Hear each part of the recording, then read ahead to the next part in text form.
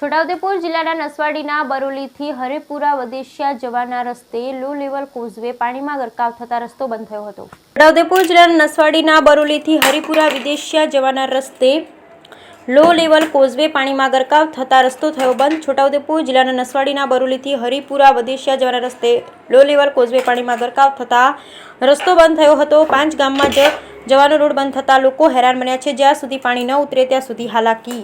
Bureau report Rehan Patel, Chhotaudepur. Baroli દૂધ ભરવા આવ્યો હતો હું સવારનો 12 વાગ્યા લગી હજુ ઊભો છે કહેવાય ઉતરાતું છે નહીં એટલે કોઈને અર્થે ઊભો થાકી રહ્યો છે મેં કહેવાય। આ રસ્તા પર કોઈક એમ નારા જેવું પુલ જેવું અધર હોય તો સરકી જવાય કહેવાય।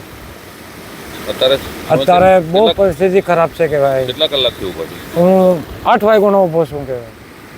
આ 12 વાગ્યા લગભગ 12 સાડા 12 થવાય।